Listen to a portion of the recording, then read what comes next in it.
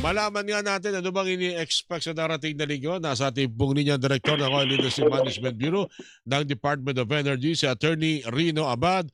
Attorney Abad, kumusta na ho kayo? Si Orly po ito sa DCWB Radyo ng TV pa. Attorney, kumusta po? Sir Oli, magandang umaga sa inyong programa sa ating mga kababayan po. Nitong simula pa lamang Lunes, Martes, Miyerkules, sumataw ng $82 per barrel ba ang presyo, Attorney Rino, o mas mataas pa? Ah, ang ating Dubai na ngayon ay umaabot na ng $87 per 87 ng barrel. Dubai. Oo. Okay. Go ahead, Attorney. Yes po, ang average ho ng Dubai last week nung nag-usap tayo ay nasa $77 per barrel. Alright, so So, hindi magandang indikasyon ito.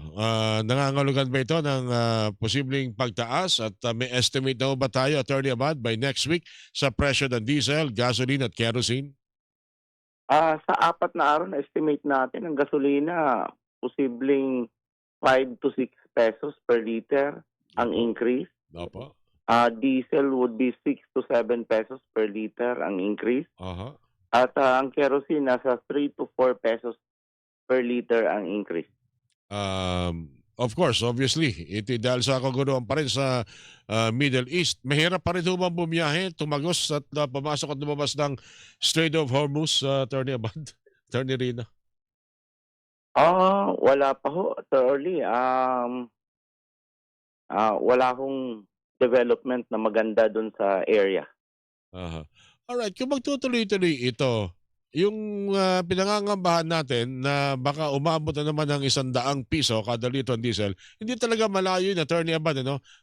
Dahil kung pag-aaralan itong huling 4 na linggo ng kalakalan sa world market, eh mukhang wala talagang pag-asang bumaba at maibalik sa kahit konti o makapagbigay ng kahit konting pagbaba ang presyo ng produktong petrolyo, Attorney Rino.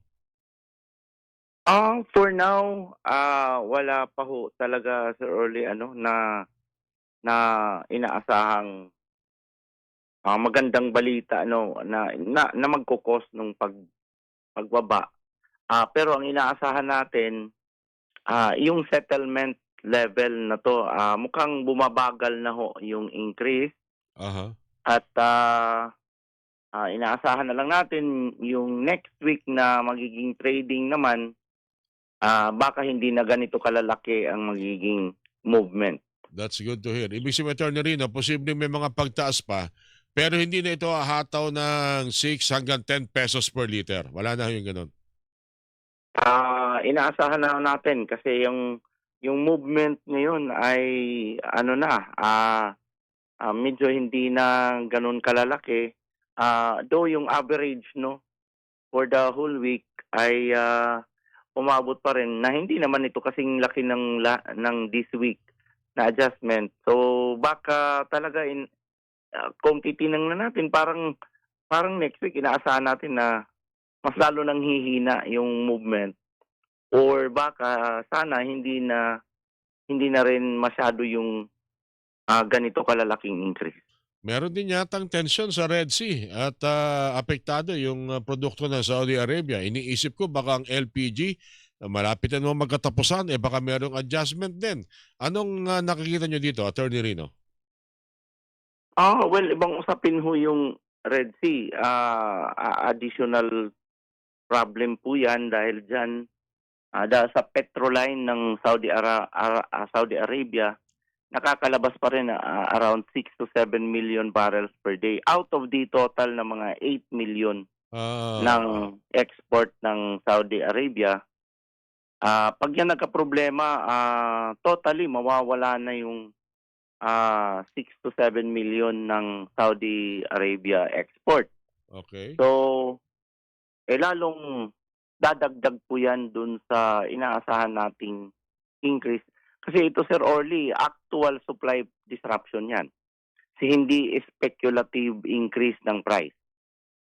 Actual yan. So, lalo yang magpupush doon sa pag-increase ng price.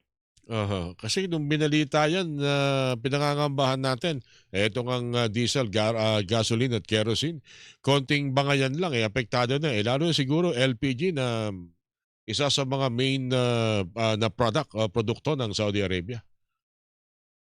Well, yun nga lang ang ating ano, so posibleng kasama na ho ito, Sir Orly, bakit hindi nag-settle dun sa ini-estimate nating 10 to 12 pesos na bawi nung nangyari itong cancellation ng kanilang ceasefire. Baka ito yung nagpupush lalo kaya naramdaman pa rin natin ang additional increases beyond the 10 to 12 pesos this week. So Opo. dahil na rin dyan, kasi yan nga ang game changer dyan. Hindi yan present nung before the ceasefire. Walang ganyang usapin.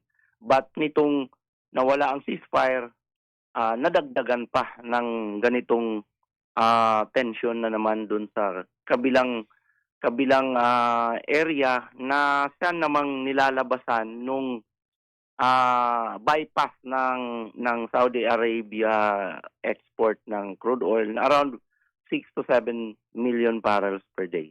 Alright. Anyway, Attorney Bad, maraming salamat sa inyo pong impormasyon na pinagkaloob. Ulitin lang po natin, ano po yung adjustment? Again, gasoline, diesel, and kerosene by next week. Pero liliwanagin natin, Attorney Rino, ito ay batay sa 4 na araw pa lamang nakalakalan. May pang-5 araw pa. So, posible na tumaas pa ba ito? Bumaba ito? Attorney Rino, go ahead please. Well, ang ulitin lang ho natin, gasolina, ang estimate sa 4 na araw na ho ay 5 to 6 5 to pesos. 6 pesos. Opo. Diesel would be 6 to 7 pesos. Aha. Kerosene would be 3 to 4 pesos. Lahat ito ay inasahan nating increase next week. Ang trend ho nung halimbawa nung diesel in the 4-day trading ay paakyat sa lahat ng araw na yan. So, patanong kung posible ba itong madagdagan, baka madagdagan pa nga. Dahil yung 4 na araw, wala hong hinto yung increase. Ang naobserbahan niya lang natin, yung increase niya ngayon, hindi na kasing lalaki nung increase last Mula week. nakaraang Kaya mga medyo maliit, buwan. medyo maliit, mga kalahati na lang nung last week. So halos kalahati din yung naging level of adjustment nung estimate namin this week. Dapat na siguro natin paghandaan yan. Lalo-lalo na ho doon sa mga pumapasada ho natin na mga kapuso, mga driver na mga pampasero sa sakyan. Attorney Abad, maraming salamat sa mga impormasyon pong yan at ingat po kayo palagi. Thank you, sir. Apo, magandang umaga uli sa inyong programa at sa ating kababayan, Sir Orly. Thank you po. Mga kapuso, Director ng Oil Industry Management Bureau ng Department of Energy, Attorney Rino Abad, mga kapuso, ang inyo pong napakinggan.